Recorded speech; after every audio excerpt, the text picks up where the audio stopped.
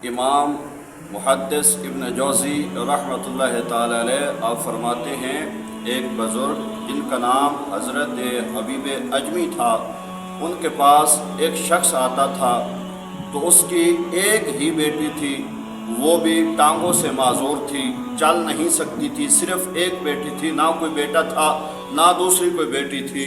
وہ شخص حضرت حبیب اجمی کے پاس آتا تو حضرت حبیب اجمی اسے کہتے، یار تو توبہ کر لے، تیری ایک ہی بیٹی ہے، اتنی دولت کو کیا کرنا ہے، توبہ کر لے، اللہ تبارک و تعالیٰ کو راضی کر لے، شاید تیری توبہ کی وجہ سے اللہ تعالیٰ تیری بچی کو شفا یاب فرما دے۔ تو وہ کہتا ہاں ٹھیک ہے، میں توبہ کر لوں گا، آج کر لوں گا، کل کر لوں گا۔ ہم کہتے ہیں نا کہ ہم نے جو گناہ کیے اللہ تعالیٰ ہمیں معاف کرے گا، ہم کل نماز پڑھ لیں گے، آج نماز پڑھ لیں گے، پرسوں نماز پڑھ لیں گے، لیکن آج ٹائم ہے اللہ کو راضی کرنے کا۔ اگر آج ہم اللہ کو راضی نہیں کریں گے تو پھر ہم اللہ کو کبھی راضی نہیں کر سکتے۔ وہ نوجوان ہر روز یہی بات کرتا۔ ایک دن صبح صبح وہ نوجوان، وہ شخص جس کی بچی معذور تھی، وہ توبہ کرنے کے لیے حبیب اجمی کے پاس آ گیا تو کہنے لگا، حضور میں نے توبہ کرنی ہے۔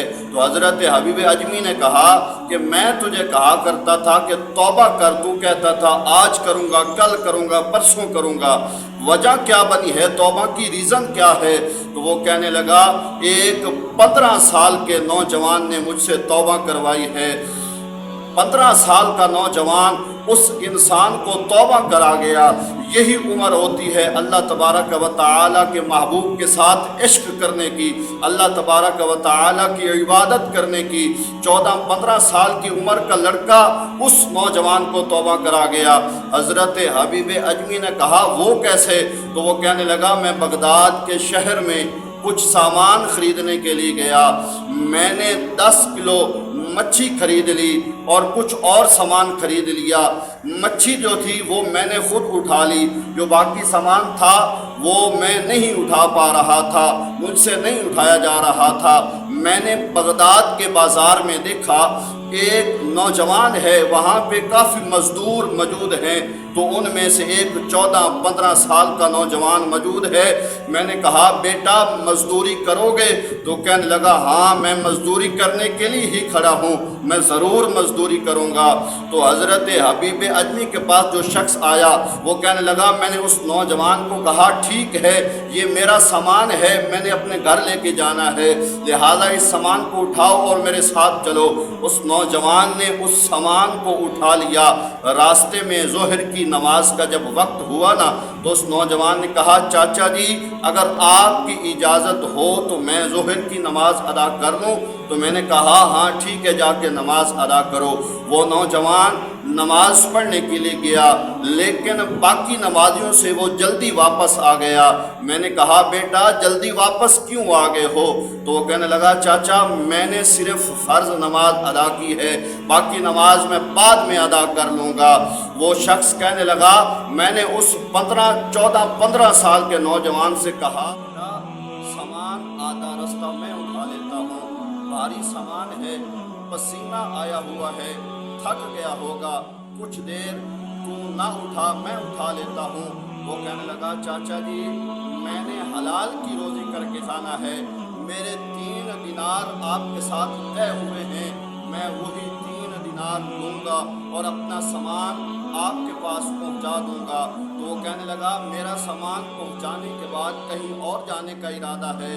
تو وہ بچہ کہنے لگا، نہیں، میرے پاس جب 3 دینار آ جاتے ہیں پھر میں کوئی اور کام نہیں کرتا، یا تو میں اللہ تبارک و تعالیٰ کی عبادت کرتا ہوں یا پھر حضور علیہ السلام کی ذات پہ درود پڑھتا ہوں۔ اس بچے کو حضور علیہ السلام کا اتنا عشق تھا، وہ کہتے ہیں نا کہ عشق لگا سی کھیڑا کھیڑ دینوں، کھیڑا بول دیاں بول گئیاں، تے علی حیدر شاہ کلی میں نہیں رل دی، کئی رل گئیاں۔ محبوب علیہ السلام کے غلاموں، یہ حضور علیہ السلام کے ساتھ میں بندہ عشق کرتا ہے، ساری زندگی بندہ جہاں بھی رہے حضور علیہ السلام کی محبت اس کے کام آتی ہے۔ تو وہ نوجوان کہنے لگا میں نے اور کہیں نہیں جانا، صرف اور صرف آپ کا سامان پہنچا کے میں واپس آ جاؤں گا۔ وہ شخص کہتا ہے میں نے جب اپنی بیوی کو بتایا کہ یہ بچہ جو ہے پرہیزگار ہے، نماز پڑھتا ہے، اللہ تبارک و تعالیٰ کی عبادت کرتا ہے، میری بیوی اس سے بہت زیادہ متاثر ہوئی۔ میری بیوی کہنے لگی دوپہر کا کھانا تیار ہے، اس بچے کو جا کے کہو کہ دوپہر کا کھانا کھا لے۔ وہ شخص کہتا ہے جب میں اس 15 سال کے نوجوان کے پاس پہنچا نا، میں نے کہا بیٹا دوپہر کا کھانا تیار ہے، کھانا کھا کے چلے جانا۔ تو اس نوجوان نے کہا بابا جی میرا روزہ ہے، میں کھانا نہیں کھا سکتا۔ حضور علیہ السلام نے فرمایا زندگی میں 2 کام کر لو، پہلا کام یا تو کسی کے ساتھ نکاح کر لو یا پھر ساری زندگی روزہ رکھ لو، کیونکہ جو روزہ نفلی روزہ ہوتا ہے نا، یہ انسان کے نفس کے اوپر کنٹرول کرتا ہے، انسان کی پوری نیت کے اوپر یہ نفلی روزہ جو ہوتا ہے وہ کنٹرول کرتا ہے۔ وہ شخص کہنے لگا کھانا کھا لو۔ اس نوجوان نے کہا میرا روزہ ہے۔ تو وہ کہنے لگا ٹھیک ہے، آج جو افطاری ہے وہ آپ نے میرے پاس کرنی ہے۔ تو اس شخص نے اس بچے کی افطاری کروائی۔ افطاری کروانے کے بعد عشاء کی نماز کا وقت ہوا، عشاء کی نماز ادا کی۔ وہ شخص کہتا ہے رات کافی گزر گئی، اس بچے کا گھر جو تھا وہ بہت زیادہ دور تھا۔ تو میں نے اس بچے سے کہا بیٹا میں اپنا ڈرائنگ روم اپنی بیٹھک کھول دیتا ہوں، میری بیٹھک میں آرام کر لو، صبح گھر چلے جانا۔ تو وہ کہنے لگا میں نے اپنا ڈرائنگ روم کھول دیا، وہ بچہ اس کمرے میں جا کے آرام کر رہا ہے۔ ہم اپنی بیٹی سے کہہ رہے ہیں بیٹا آج ہمارے گھر میں ایک نوجوان آیا ہے جو پرہیزگار ہے، عبادت گزار ہے، وہ نوجوان آج اپنے گھر میں آیا ہے اور آج ہمارے گھر میں وہ ریسٹ کر رہا ہے۔ تو تھوڑی دیر گزرنے کے بعد وہ شخص کہتا ہے جب آدھی رات آئی نا تو میں بھی سو رہا ہوں، میری بیوی بچے بھی سو رہے ہیں اور وہ نوجوان بھی اپنے کمرے میں سو رہا ہے۔ تو دروازے پہ دستک ہوتی ہے، وہ کہتا ہے ہم چونک جاتے ہیں کہ اس رات کے وقت کون دروازے پہ ہو سکتا ہے۔ تو وہ بیٹی کہنے لگی بابا ذرا دروازہ تو کھول کے آؤ نا۔ وہ شخص کہتا ہے جب میں نے دیکھا نا تو میری جو بیٹی ہے وہ اپنے پاؤں پہ چل رہی ہے، جو بچپن سے معذور تھی، جو پیدا ہوتے ہی معذور پیدا ہوئی، وہ اپنے پاؤں پہ چل رہی تھی۔ تو میں نے اس بچی سے پوچھا بیٹا ماجرا کیا ہے، وجہ کیا ہے؟ میں نے بہت سارے حکیموں کے پاس تمہیں دکھایا ہے، بہت سارے طبیبوں کے پاس، بہت سارے ڈاکٹروں کے پاس، دنیا کا کوئی ڈاکٹر نہیں چھوڑا لیکن تمہیں شفا نہیں آئی، لیکن یہ شفا کیسے مل گئی ہے؟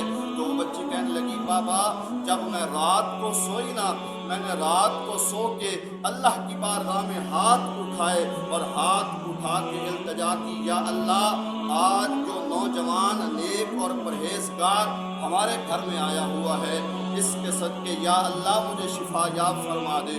تو رب ذوالجلال نے کرم نوازی فرمائی، رب ذوالجلال نے رحمت فرمائی، مجھے شفا یاب فرما دیا۔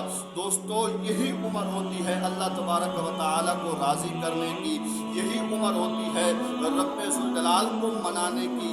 لوگ کہتے ہیں جب ہمارا وقت آئے گا ہم دیکھ لیں گے، نہیں جب بندہ بالغ ہوتا ہے اس کے اوپر نماز فرض ہو جاتی ہے۔ ہمیں بھی چاہیے کہ ہم بھی اپنے آپ کو نماز کی طرف راغب کریں، اللہ کی عبادت کی طرف راغب کریں، تاکہ جب ہم مر کے قبر میں جائیں تو ہمیں دیدار مصطفیٰ ہو جائے۔